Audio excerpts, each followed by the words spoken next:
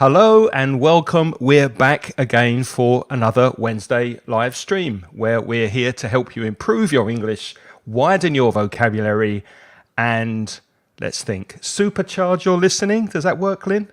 I don't know. Supercharge your listening. Yeah, not bad. Fine tune your listening. I like. Better. Fine-tune. Fine tune your listening. Very good. So if this is your first time watching, my name's Craig from mansioningles.com, the website where you can learn English for free, if you're a Spanish speaker especially. And also there's a podcast you might be interested in listening to, whatever your first language might be. And you can find that over at inglespodcast.com or wherever you listen to your podcasts. And if you're interested in improving your spoken English, your fluency, I do have courses for small groups on Zoom, paid courses that you are welcome to join. However, I will be taking a break this year in August. So if you are watching this in July, August 2024, get in touch and we'll try to arrange something for September. With me is my good friend Lynn over there. Hello. Hello, Craig. Lynn. Hello. Oh, hello, Craig. This way. Hi, Craig. Hi. Yeah, my name is Lynn. We were old colleagues together, weren't we, Craig, many years ago? Yes. And but now we both are at work online, and I'm an online teacher, and my business is called putitlikethis.com. And I specialize in making tailor-made courses for you. I try to help people find their own voice in English. So I try to teach you the English that you need in order to do the things in English that you really want to do and that you really need to do. So I have a lot of different types of courses. If you go to my website, you can have a little look about the kinds of things I do. Sometimes I do specialist pronunciation courses. Sometimes I train people to prepare for exams or for a particular business presentation or for a job interview. There are all sorts of different things. If you go to my website, you can find out more about what I offer there. Okay. Putitlikethis.com. Go and That's check right. it out. Hello, Ignacio. Ignacio is in the house. Welcome. Oh, hi, Ignacio. Hi. Good to see you. Nice to see you. And we'll see who other people join us as we're beginning to start. But today, what we didn't say was, you said hi again, but actually it's hi again and bye again, because this is going to be our last live stream in the academic year. We're going to come back in September, aren't we? But this is the last one, and then we're taking a summer holiday break because this is summertime in Spain. Yeah. And because it's that time of year, obviously we know you might be watching in the southern hemisphere, so you'll be in the middle of your winter. But if you are watching in the northern hemisphere, as many people in Spain and in Europe are, we thought we'd talk about travel expressions for your holiday. Now, whether or not you're going away this year or not, we think these expressions will be useful for you. So while you're watching, if you have any questions, any doubts, then please write them in the chat and we'll be happy to answer your questions. Now, we're going to look at travel expressions for hotels, food, shopping, airport, and the tourist office, I think. And airports. Do we have airports as well? Yeah, you put airports first. Oh, okay. Yeah. No. But we can start with something else. I put airports first. Oh, okay. Let's start with hotels because I can't find the... I can't find the airport vocabulary. Let's start with hotels, Lynn. All right, we'll start with hotels. Sorry about that. Before we start, though, do you remember phrase books? Do you remember back in the day we used to have those small phrase books and you used to open them up and ask? If you were going to Spain, you would buy the Spanish one. If you'd go to France, and you had little phrase books. I actually have, interesting, I have a very, very old book, which is French and English, which belonged to my grandfather. And it's over 100 years old. And it's up there. And that was one of those phrase books.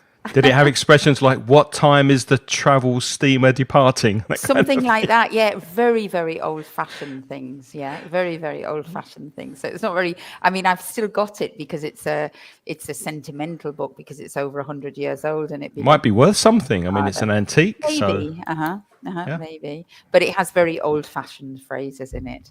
Uh-huh.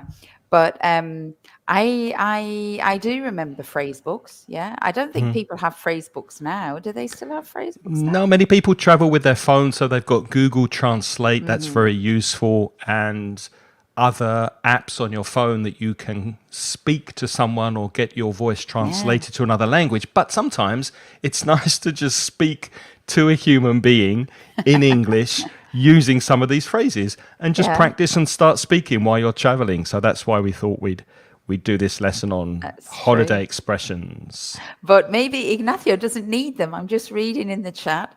You've received your result of C1. Well done, Well Ignacio. done. And you've passed. Excellent. And you feel over the moon. Congratulations. That's great. You'll have to come in with us and you can be a joint host next time. Yeah, come in and host the live stream with us. Yeah, that would be great. Well done. Well done. That's great. Well, let's go to So our first hotels. expression then. When you arrive at a hotel or when you get to the reception desk in the lobby of the hotel, the first thing I normally say is, I have a reservation for X number of nights in the name of, and then you give your name. That's my opening sentence. I have a reservation for blah, blah, blah. And that will hopefully, with your ID, your passport, your identity card, that will be enough. Ah, it's interesting that you say it like that, because I think I would go to the hotel and I would begin with, "Hello, my name is, I have a reservation." But Okay. you use that, which is quite, it's a bit old-fashioned, that, don't you Is think? it? Or is it? I have Maybe, a reservation in the name of. It's very like formal, but I don't know. Do you think? possibly. Or maybe But it's just something or maybe that's. I think that's the way English people do say it, actually, in the name of, isn't it? but it might not be in my name. So if my wife has made the reservation, so I Okay. might have to say in the name of Leandro or in the name Okay. of whoever made the Yeah, reservation. whoever made the reservation. Yeah, Yeah. that's true. Yeah. But what's the second question or the second thing you'd say? What's the most important thing apart from food and water these days when people go on holiday? Or the view from the window. That used to be More important than important. the view. What's more Right. important than the view? Yeah. What is What's more more important than the important than view, anything? Ignacio? What do you ask for immediately when you get to the hotel? Wi-Fi. Is there Wi-Fi in the room? Don't you? And Don't you ask for Wi-Fi? notice the pronunciation of Wi-Fi, and it's not Wi-Fi, because a lot of people from other languages say Wi-Fi, but it's not Wi-Fi. In English, we say Wi-Fi, and it stands for wide fidelity, doesn't it? Wireless fidelity, maybe? Or wireless fidelity, something. Anyway, but it's Y.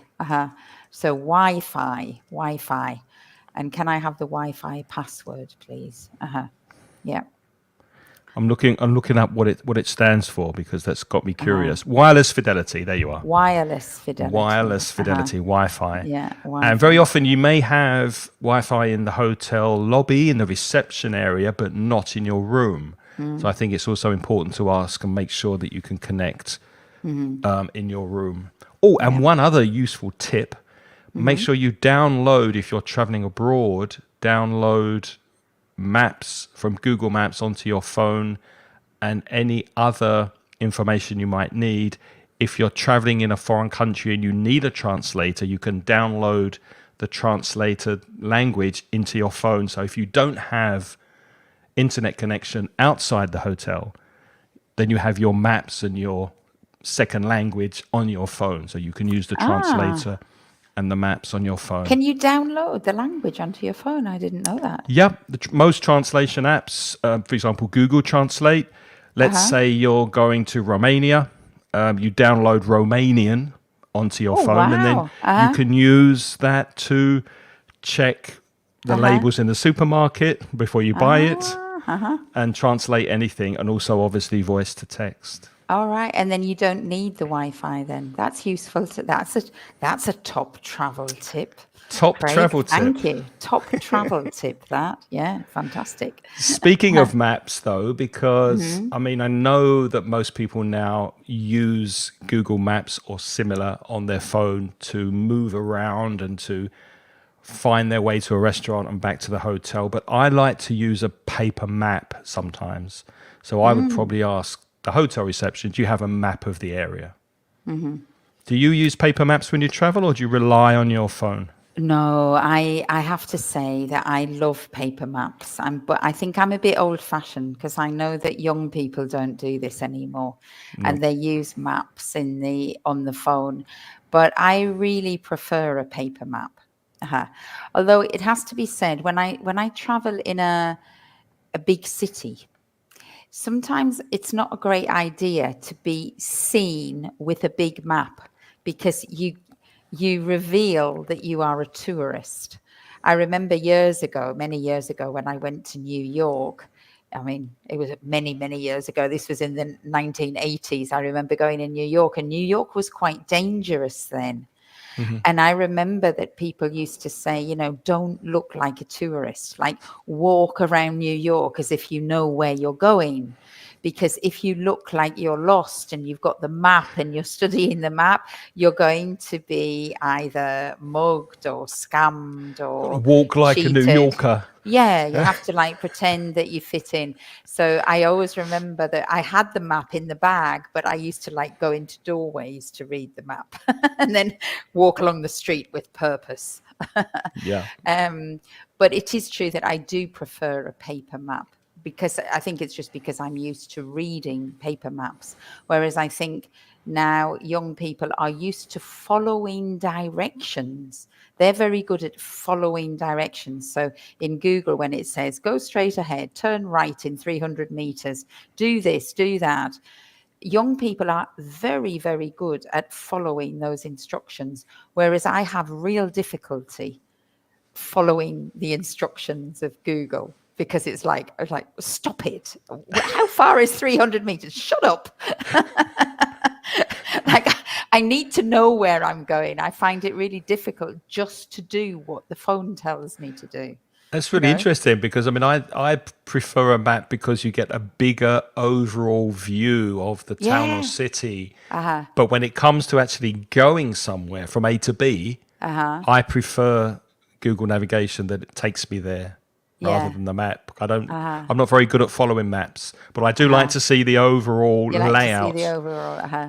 and where things are. I think maybe it's just, I suppose it's a personal preference, isn't it? Like maybe because some people have good spatial awareness, and then other people maybe don't. Oh, And it's I just get lost. I get if you lost in get my lost flat. or not. Yeah. Yeah. I'm terrible. If you are watching live, let us know. Do you prefer a paper map or Yeah. do you use your phone when you're traveling? What do you do when you're out and about in a foreign city? How do you And what prefer about to you, get Ignacio? around? What do you do? Paper map or phone? I'm guessing paper map for Ignacio. Paper map. Do you reckon? Uh-huh. Yeah, I think so. Although, having said that, I have an interest in it. Can I do a little diversion here? Because Yeah. I do have a little interesting experience. Recently, I have been doing a lot of hiking. And in the Valencia area, it's actually not easy to get hold of paper maps anymore of hiking routes. Yeah, you can get hold of paper maps of cities and villages and roads, but not really. There aren't a lot of paper maps, or I haven't found them anyway. And I have tried to get maps of the mountain areas. So I had to start learning to use an app on my phone. And I'm using an app called All Trails. And it really is very good. But it did take me a little while to be able to get used to it. Uh-huh.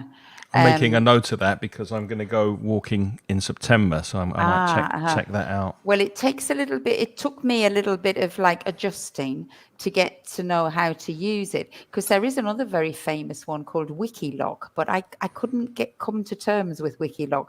But the All Trails, I love it now. And it is true that when we go in the mountains now, I am not taking a paper map. It does make me feel a little bit uneasy because I think it's easy to get lost in the mountains. But I try to So, download the map onto my phone so what so will that be I the have it. difference? What will be the difference then between something like that and Google Maps? But Google Maps doesn't have the routes. Ah, Because this tells you, this okay. actually maps with with satellite positioning. It can tell where you are, and it's showing you a particular trail route that you're following. Okay. So It's more sometimes detailed then. sometimes you're in the forest and they're not roads, they're just 5 little trails off into the bush and you don't know which one to take. But because it's a trail that you're following, it keeps you right. And it says, no, take the one on the left, take the one on the. Useful. Very good So tip. it's really, really good. And the thing that it has, which I love about it, it has a little video. And I don't know how it does it. I think it's so clever. You click on the video and it's almost like you're on an aeroplane and you're going across the geographical contours of the mountain and it shows you the entire trail. So it gives you like this overview. So you know that you're going to start the trail on the left side of the mountain, go up to the peak, come down the next mountain, go up the next one. And it sort of gives you this little video like run. It's so clever. Well, Sorry.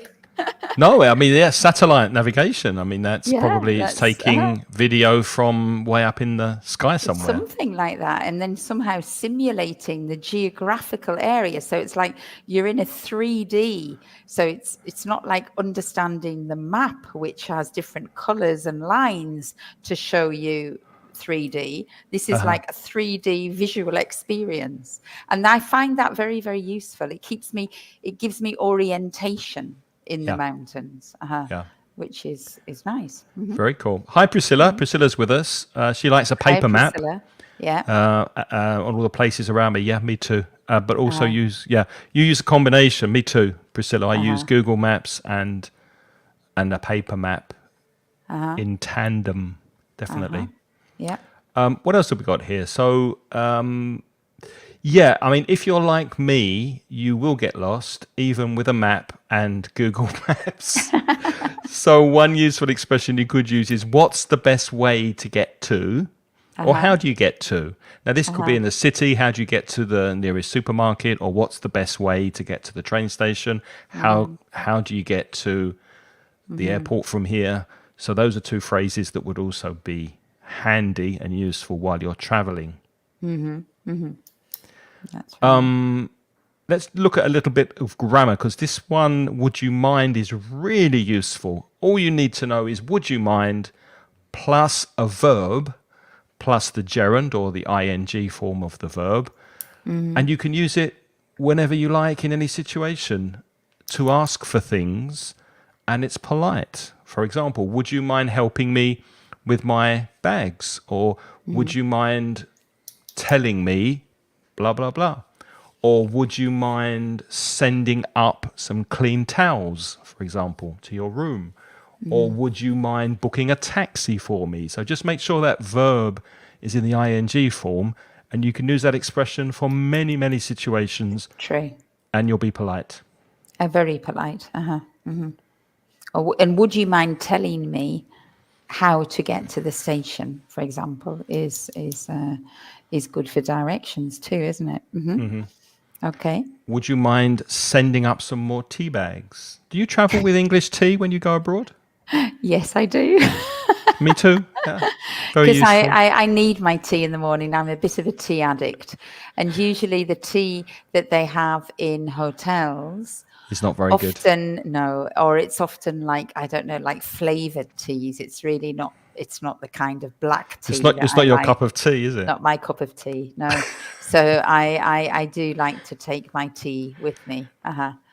It's my fix. It's like my cigarettes. I don't smoke. But if I smoked, you wouldn't go on holiday if you smoke without cigarettes, would you? No. So, and for me, I have to have my tea. That's my guilty pleasure.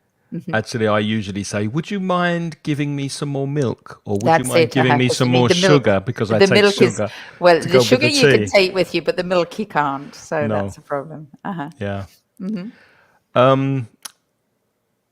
Okay, let's go on to the next one. Could someone help me with my luggage, with my bags, with my suitcase?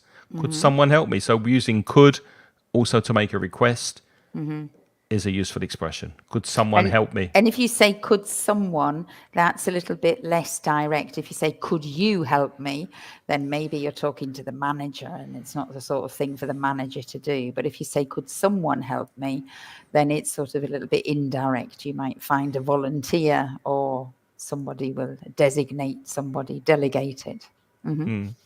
Okay, here's a question for you, Lynn, and also for people watching, for Ignacio and Priscilla, etc. Hotels or self-catering, what do you prefer when you go away? I know Priscilla travels a lot on business, so I'm guessing she Okay. probably stays in hotels. But Lynn, if you travel, do you prefer to get an Airbnb somewhere or a bed and breakfast, or would you prefer to stay in a hotel? I prefer self-catering, definitely. Why? Uh-huh. Well, I think originally I liked it because it was cheaper with the kids when I had kids and we used to travel with kids. It was cheaper than hotels. But I find it more comfortable. And the reason I find it more comfortable is because of the food situation. Because I don't like eating out every day, several times a day. I just Also, don't it like gets the diet. expensive. Well, It's it gets expensive as well. expensive on the one hand, but it's also to do with the diet and to think that, and I don't like the stress of having to choose where are we going to go for lunch? Where are we going to go to breakfast? And then somebody gives me a menu and I have to make all these decisions about what I want to eat for breakfast, what I want to eat for lunch, it's But just isn't too, but isn't it the same with your self-catering? Because you have to decide no. what you're eating every day, and you've got the worry of having to cook it and wash up. Well, What I are we think, eating tomorrow? What shopping should we yeah, get? but I think with the self-catering, usually I just go and get a few basics, which I have in it, which is usually cheese and ham and bread and milk for my tea, and maybe a bottle of wine and some crisps. So they are my All you basics. need, yeah. And then depending on how I feel, I decide, do I want to eat in or shall we go out? But I like the flexibility, and I find when you're in a hotel, you haven't got that flexibility. Maybe you really don't want to go out and eat. Well, I suppose you do if you have. I mean, hotels have room service. You can order things, can't you, to bring up to your room? I've stayed in But many hotels. I've but never I've never. used room service. I've used Never. room service when I traveled on business once, but it's not very pleasant, you know. I Bit don't know. depressing. And the choice, yeah, it's a bit depressing. Yeah. Yeah. But yeah, I'd rather have an apartment, you know, and you can decide if you want to cook or not, and if not, you go out. And I think nowadays, because there's all this food delivery and all this takeaway everywhere in all the countries now, and you can usually, even if you don't want to leave the self-catering, you can order food in, you know, Yeah. if you Yeah. really need to. That's true. Speaking of Pris- taking tea, Priscilla likes hotels, she says. she's saying that she takes her coffee when she travels, which doesn't Oh, surprise wow. me because she's from Costa Rica and there's excellent coffee in Ah, Costa okay. Rica. So, yeah, that Yeah, doesn't well, surprise me at all. yeah. And then I prefer a hotel. Yeah, you're tired and you can just rest. You don't have to start cooking dinner. Yeah, Yeah, makes that sense. that makes Just sense. I mean, relax. I used to use hotels when I used to travel for business many years ago. And yes, definitely the hotels were much better. Also, because if you're only staying 1 or 2 days, you really don't want to go and buy food. But if you're staying for a longer time, then I prefer self-catering. I think definitely. What's the worst place you've ever stayed in on holiday? Also, Craig, you tell us first. for me, it's a clear winner, or maybe loser is a better word. If you're watching, Ah, also put in the chat your worst holiday experience. But I was traveling in India many years ago with my wife, and we stayed in a place called Mandi, which is in the north of India. And it was a day that was raining, torrential rain. It was a downpour. I had a very bad stomach problem. I had diarrhea. It was very difficult for me to move around for more than half an hour without needing a toilet. So as soon as we came out of the train station, we went to the nearest hotel to the train station, and it was was disgusting. It was terrible. The mattress was Really damp. The mattress was wet. The bathroom was unusable. It was really a bad a bad bad place. experience. So whenever my wife and I go traveling these days, if we go to a hotel or a bed and breakfast or an Airbnb that's really not very comfortable, we always say, "Oh, well, it's not as bad as Mandy." When you go that low, when you Uh-huh. hit the bottom like that, you've always got something that, well, it's not as bad As as. bad as, yeah, What do you think yeah. your worst place was? Well, it was a difficult question this for me to think about because I was thinking, yeah, have I really had bad? I mean, I've had unpleasant experiences. I think it was many, many years ago when I was interrailing. I was a student, and we in interrailing in Europe is you have like for a month you have a train pass and you can go to all the different countries. And we had interrailed all the way down to Greece. And I can't remember which island we were staying on, but we were staying on a Greek island. How old were you?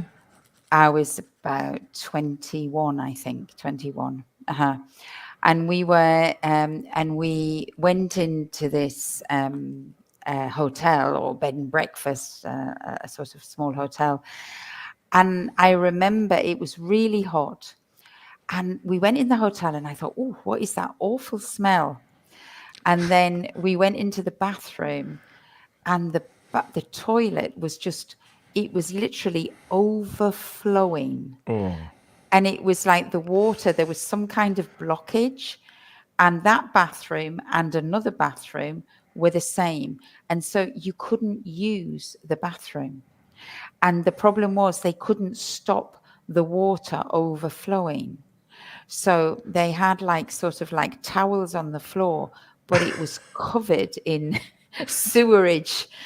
And we had to stay there. There was nowhere else we could go. they couldn't change the room for you? They couldn't, no, no, no, no. There was like a very few rooms in it was a very small little hotel, but every bathroom that they had was overflowing. So you couldn't use the toilet. So we had to go out to a restaurant to be able to use the toilet.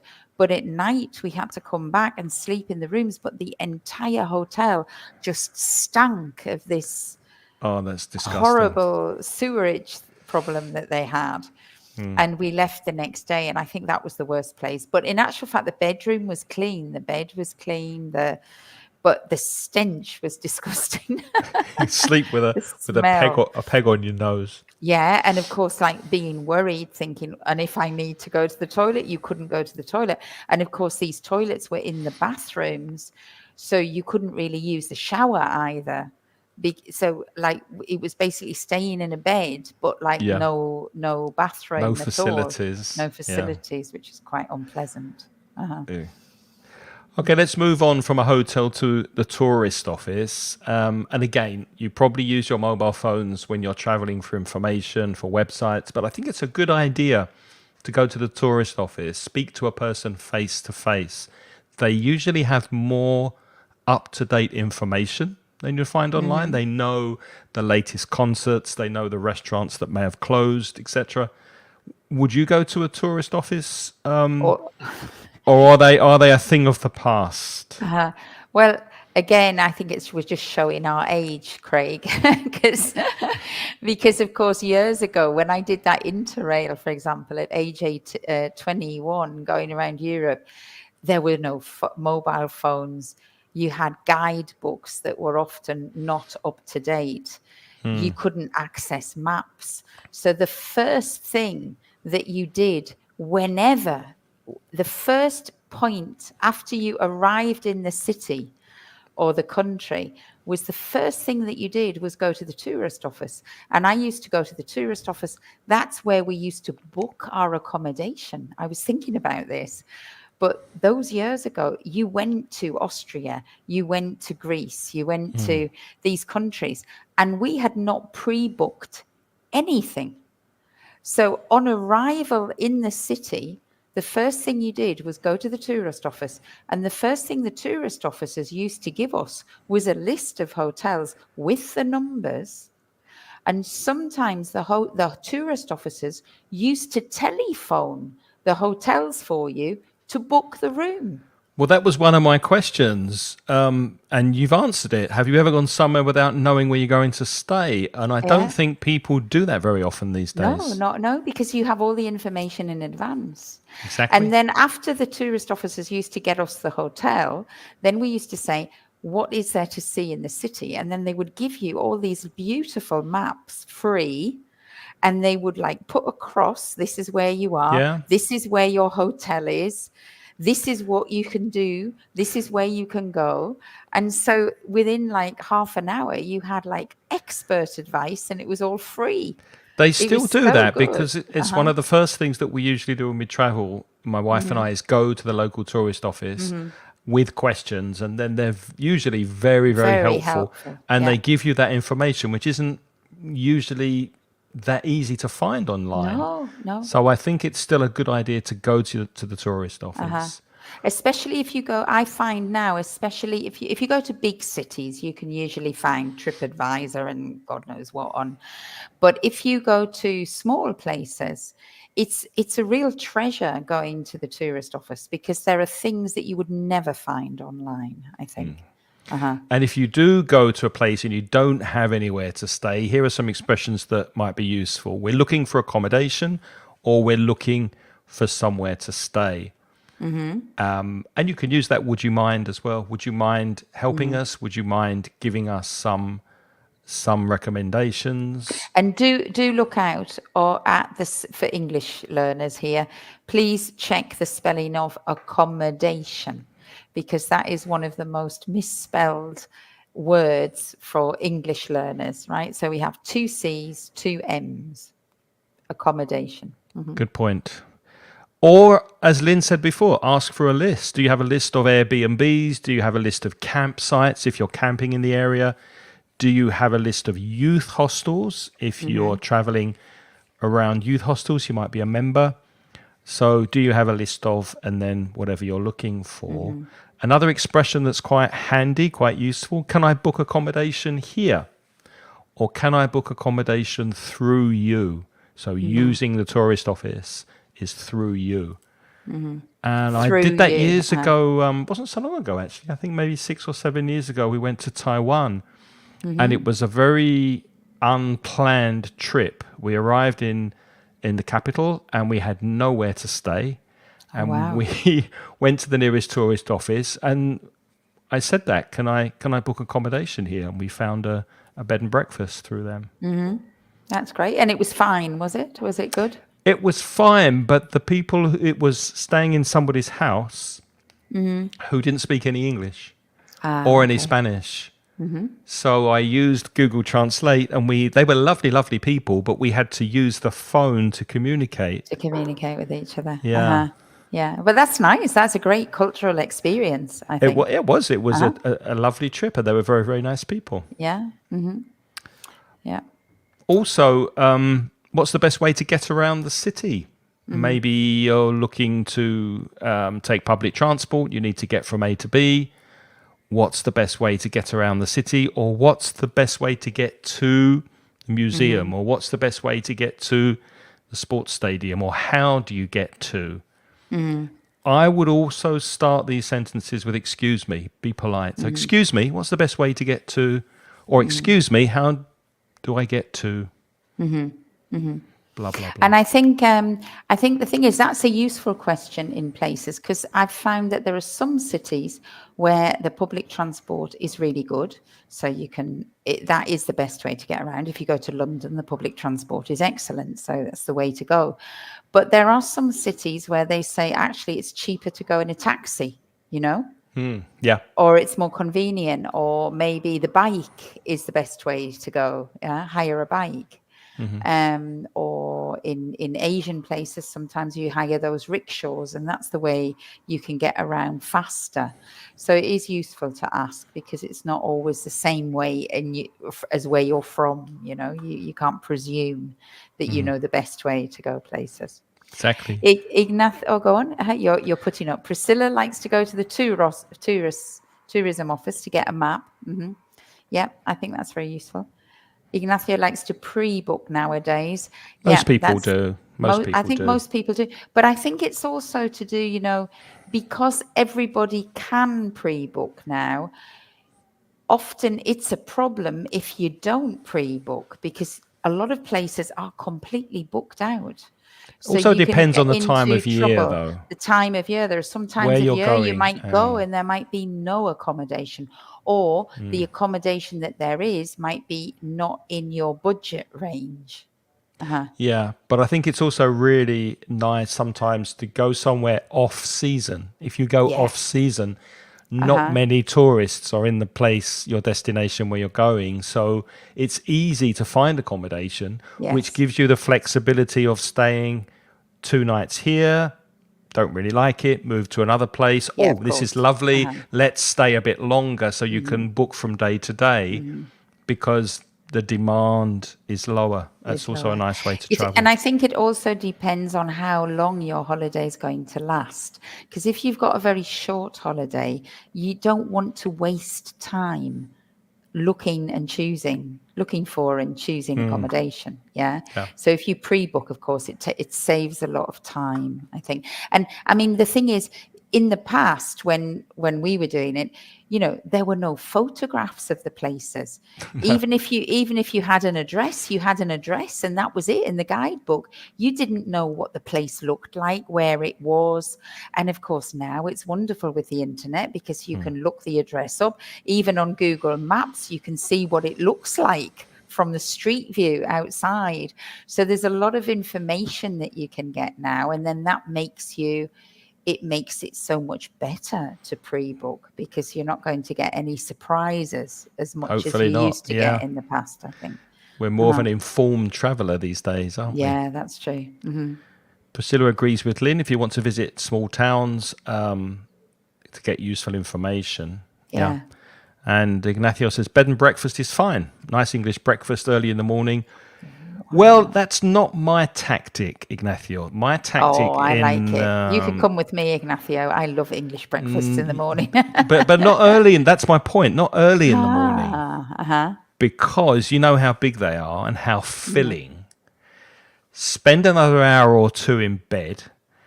Have your breakfast as late as possible, and save money on your lunch. But then And you've then have an missed evening half the meal. morning. If you stay late in bed, then you're going to lose your precious hours to But go you get your sightseeing. lunch hour back because you don't have to stop for lunch because you're still full of bacon and eggs and beans and bread. I prefer to do it the other way around. I like to get up early, have a nice big breakfast. You're hungry as spend soon as you get up, As though. soon as I wake up, yeah. You're As soon as I hungry. wake up, yeah. And then I like to get out and do all the things. And then I like to come back to my hotel and have a siesta in the afternoon. And then I go out again in the evening. That's what I like to do on holiday. But Sounds I like a like to have plan. my bed in the middle of the day.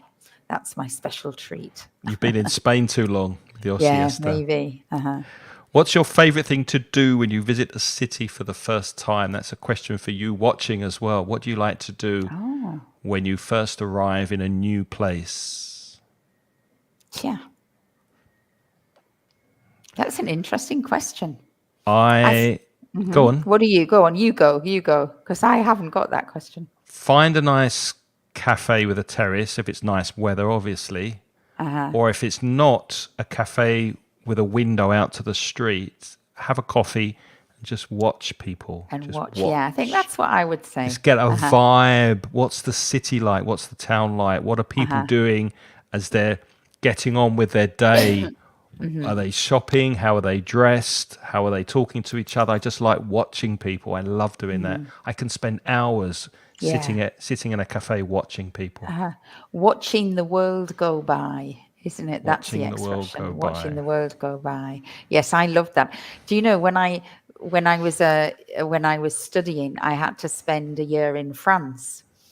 And I remember very distinctly going. I spent the year in Marseille, and as soon as I got there, that was my favorite thing about France, because France always had these, unlike Coffee in culture. England, yeah, they had these cafes. And of course, it was Marseille, so it was the south of France, a bit like Valencia. So a lot of the cafe terraces were outside.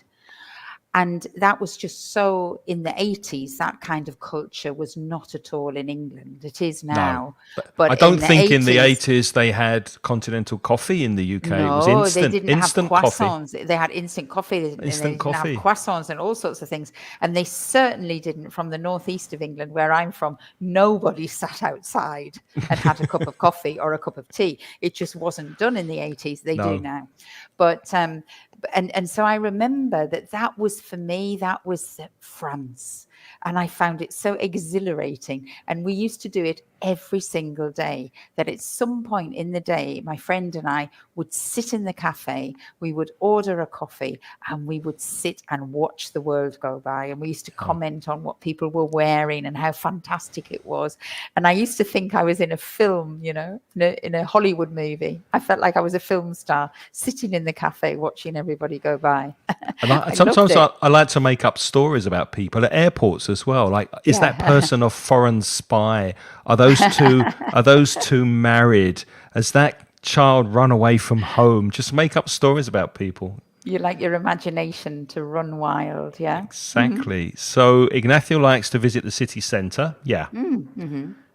Good idea. Me too. And if you travel alone, it could be nice to join groups organised by apps like Civitatis. I don't know Civitatis. Yeah, Let me what's write that that? down. What is that, Priscilla? Is it like meetup.com where you meet up with groups of people? I know in a lot of cities now, what people do is they join walking tours of the city. And that's very popular now. And Yeah. you can go with a walking tour that's free. And then it's at your discretion to pay the person who's giving you the walking tour. And they're usually done by, like local people who do that. And I know that a lot of people are doing that. And if you travel alone, that's also a lovely way, because you're seeing the city with a local person, but there's usually one or two other tourists with you. They're smaller groups. And you can, there's a lot of exchange of information, isn't there? If you're walking around the city with a local person, they tell you where the best restaurants are, where the best bars are. You can ask them any kind of questions. It's like having a mobile tourist office with you, isn't it? Yeah. Yeah. So that's really useful. And also, going back to the tourist office, that's the place where I would ask for a tour like that. Yeah. And very often they meet in front of the Of the tourist tourist office, office. they do. That's right. Let's move on to food. Obviously, can I make a reservation? Now, obviously, you can make a reservation on your phone, yes. But maybe you're walking around, Ignacio's walking around the city centre and he thinks, oh, that's a nice restaurant. He walks in. Can I make a reservation for this evening? So you just might see a place and go in for maybe a business card or make sure you take a photo on your phone to remember the name of the restaurant. But you could also make a reservation in person. Can I book a table? Book a table, or can I make a reservation? Will be useful expressions. Or You say a table for two, please. Table for three, table for four. Table for four. With the next one, I'd be careful because some restaurants might take advantage of you, especially if you're asking them to recommend wine, or they might recommend the most expensive thing on the menu. But very often, I might ask the waiter or waitress, "What do you recommend? What's good today?" I think that can be a nice. I don't think you need to be worried about that. Especially, I think, especially if you are in a place where you don't really understand the food very well. If you if everything's on the menu and you don't really understand what it is, then I think it's a very good question to ask. What do you recommend? Yeah, I think it's And quite useful. usually a good waiter will say, well, are you very hungry? Do you like this? Do you like that? And then they try to recommend properly. Okay. Priscilla's, just before we continue, Priscilla's very kindly and obviously Ignacio knows this civitatis, or don't know how to say it, civitats. Don't know how to Civitats. pronounce it. But Priscilla's put up the website for it, and Ignacio says it's you can join it, and then you can walk and visit places. And Priscilla says they organise activities, and you can buy tickets and things. Yeah, there it is. Oh, there you are. Perfect. Well, that's Civititis.com. nice. And that's good Guided tours. and they're in English as well. So that's great for your English practice too, isn't it? All over the Oh, world. that's That's lovely. very useful. That's lovely. Thank you for that recommendation. Yeah, thanks, Priscilla. What do you recommend? Let's go to the next one.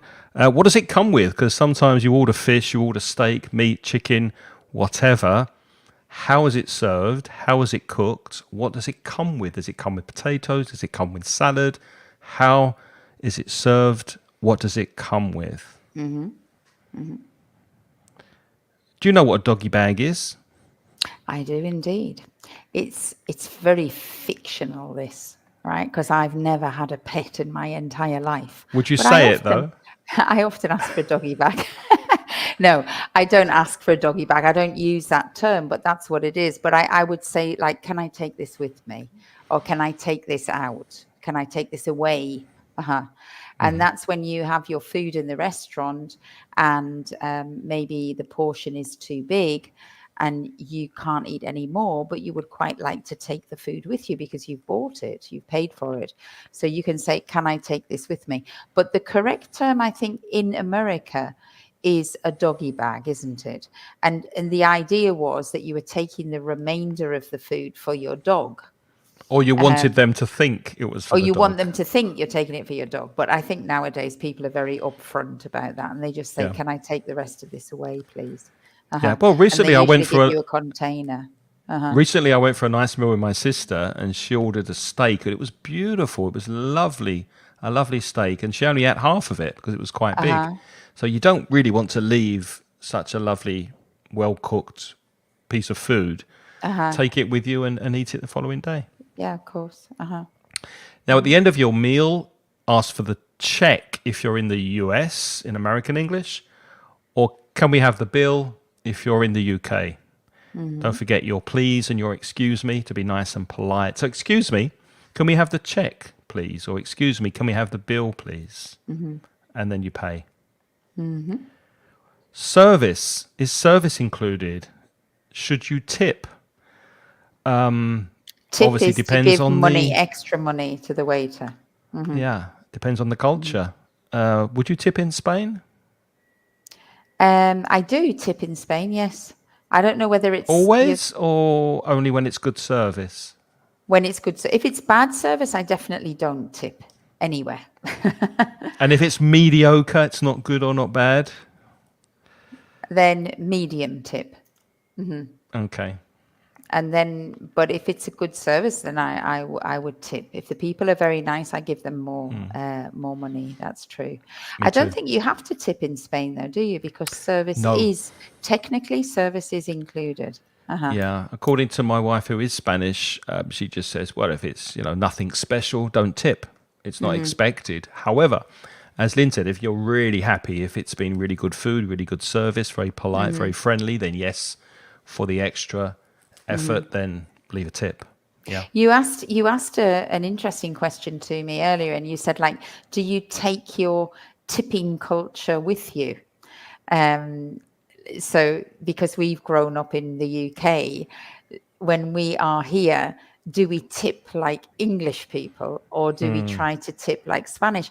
And it's an interesting question because, of course, obviously, I think the logical answer is you should follow the custom of the country that you're actually in. Right. But it's difficult. And I think in actual fact, in practice, I tip with my culture of tipping wherever I am. That's my tendency. My family does the same. My parents always left a tip in Spain. They lived here for about 20, 21 years. and they always left a tip, even if the service was terrible and the food was Uh-huh. horrible, they would Uh-huh. still leave Leave a a tip. very good tip. Mm-hmm. And when I was in the US, when I was in America, I had to adapt to the 15-20% service Yeah. charge, which is compulsory there, even if the service is bad. And you think, well, in America, they always tip because that's part of the wages, the salary of the worker. Yeah. You It's cannot a not different tip. culture. It's a Uh-huh. different culture. Yeah, yeah. And I also, when I was a student, I used to work in bars, and I know what it is to work in a bar. And if you're being nice, sometimes it is hard to be nice and friendly for like 4 or 5 hours in a bar. And when you're trying your As best an English and teacher as well. well, I wasn't an English teacher then, but when you're trying your best, to be friendly and nice, and you get customers who tip you because they appreciate it. I always appreciated it when people left a tip for me, very much so.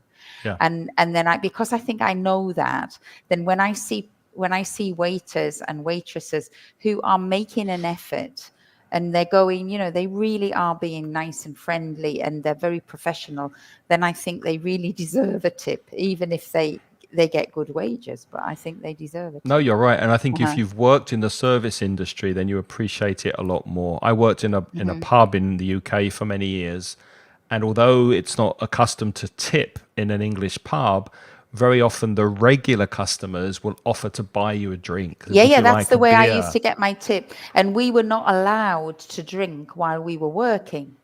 So you had to say to the customer, "Thank you very much. I'll have orange juice later." Later. Yeah. And then you could take that money, and then you could put it to one side. And at the end of the night, you could take that money home with you. And that was the way to do it. Uh-huh. Yeah. Now, Ignacio said something interesting. He's from Barcelona, so people take the rest of the food home in containers to Uh-huh. eat later at home. Yeah, that makes a lot. That makes sense. Be careful, Ignacio, because you're making a little English error there that a lot of people make. In Barcelona, people, now, what you need to say there, usually take. You're trying to use used to, but used to is only used in the past tense. I used to, for a past habit. But if you're talking about the present habit, we don't use the verb used to, we use the adverb usually. People usually take the rest food in containers in order to eat later at home. Yeah, that's right. Yeah. Oh, that's interesting. So it's very common here. Yeah. And he also says, the next comment, if you can put that up from, you say, Ignacio, that most people pay by card. That's true now. And sometimes you do not have money to tip. You don't have cash to leave. Well, it's you've got the option of adding 10 or 15% onto the card, but then you don't have the guarantee that that money's No, that going that to money this goes person to the who person. served Uh-huh. you. That could go to the owner of the restaurant who's Yeah. not even there. No. And I So, don't like doing that. And I don't no, like me putting a neither. percentage on. I prefer to. So it is true. I do try to, when we go to restaurants, we actually pay by card, but I do try to take always some cash Me so too. that we Yeah, can tip leave the tip in cash. Yeah, in I cash do the same always. thing. Uh-huh. Yeah, I usually leave tip if the service is good. I mean, if it's not No, if the especially service good, is bad, then no. maybe not. Yeah. Do you tip taxi drivers? Yeah, I do. But do you know what? Then that's very interesting, because with the taxi drivers, I picked up the habit from when I lived in Germany.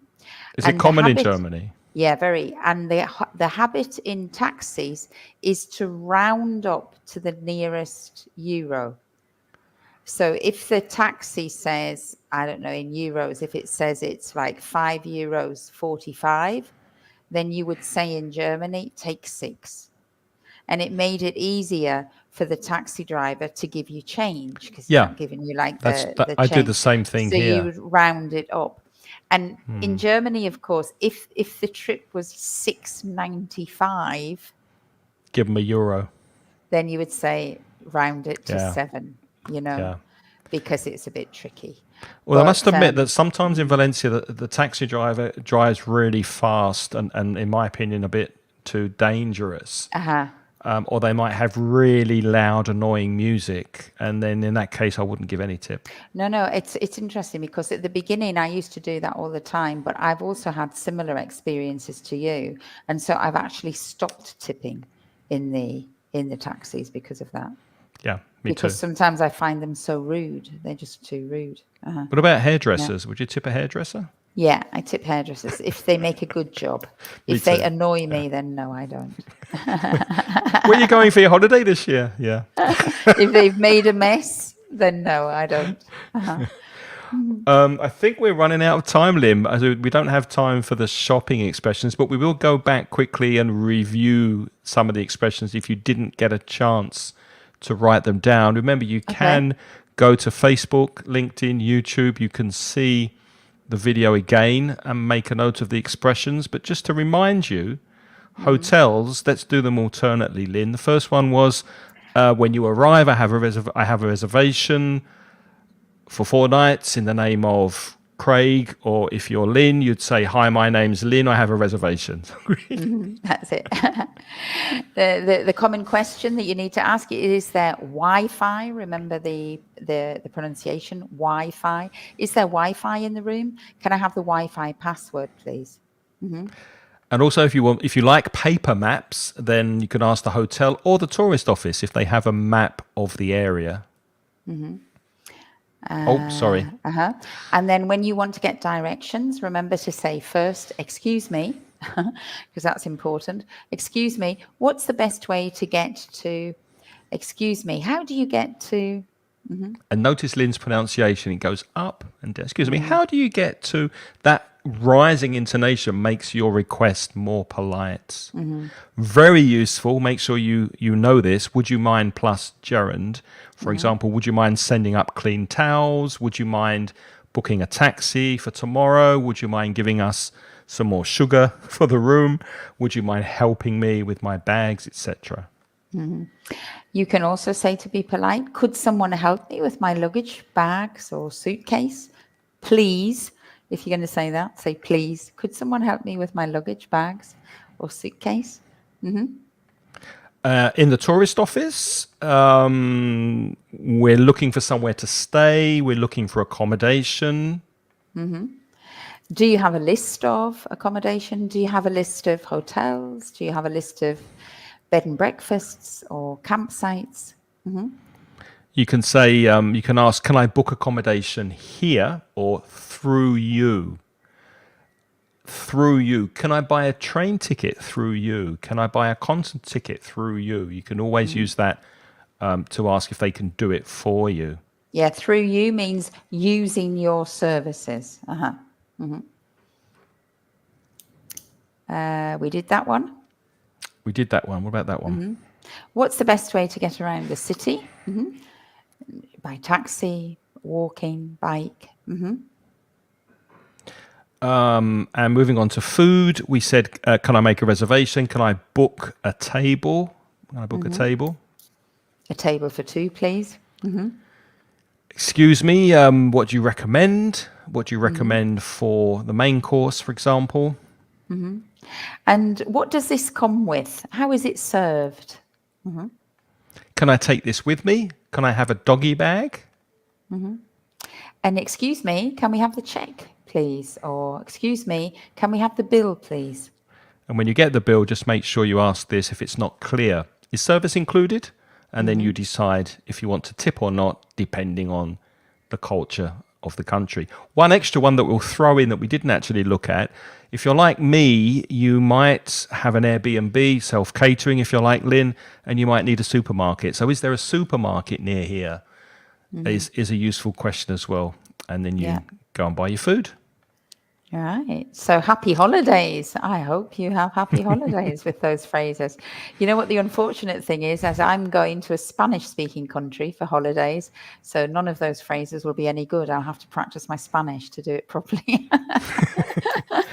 Hello, Wessel. Good to see you. Wessel's a friend of mine from Brazil. Oh, hi. We hope you found that useful, and we won't be back now until September. If I get time, I will do one of my own, but Lynn's going off traveling soon. I'm traveling in August so I won't be around. But we will definitely be back in September with more of these live streams. So keep an eye on the social media pages on Facebook, on YouTube and LinkedIn, on Twitter as well, and you'll see when the next one will be in September. And we'll say goodbye. Lynn, tell them where you're from and what you do. All right. So I'm an online teacher. My website is putitlikethis.com, and I specialize in making tailor-made courses for students who want to improve their English for a specific objective. If you go to my website, you can see more information there. But I'm on holiday, so I will be starting. So it's no good coming to me now. But you From can September, get in touch with me. Well, the end of August, I'm going to be starting again. End of August, beginning of September. Okay. Refreshed. Refreshed and ready to go. And if you're a Spanish speaker, there's free material on mansioningles.com. There are also some paid courses in the Mansion Ingles store. And if you don't know about our podcast, you can find it on inglespodcast.com. It's weekly. Every Sunday, there's a new topic. Anywhere you listen to podcasts, just search inglespodcast.com or go to the website. And from September, there will be more conversation courses. EnglishCraig.com is the place to find out more information. Book a Zoom chat with me. In July, we can have a chat about the September courses. In August, I won't be available, but there will be more courses from September. And I've just heard that Ignacio, you're off to Wales. You are going to love the accent in Wales. It's one of my favorite accents. So I hope you have a lovely time in Wales. Take a rain jacket, because often in Wales, you get like rain and sun 5 times in the same day. That's my advice for Wales. Make sure you always have a rain jacket and a T-shirt, because you have your coat on and your coat off and your coat on and your coat off. The reason it's so beautiful and green, Ignacio, is because it rains a lot in Wales. It does a lot, and in but it's Ireland beautiful too. when it doesn't rain. It's lovely. a fantastic country, and the accent is just absolutely superb. It's my favourite English. Well, it's not an English accent; it's a Welsh accent. It's a favourite UK accent. It is the Welsh accent. It's beautiful. It is, boyo. It is. Okay. Right. Thanks for watching, everyone. Thanks for keeping us company, and have a great week. Have a great summer or winter if you're in the Southern Hemisphere, and we'll see you again in September. Take care. Yeah. Okay. Bye-bye, everyone. Bye-bye. Bye for now.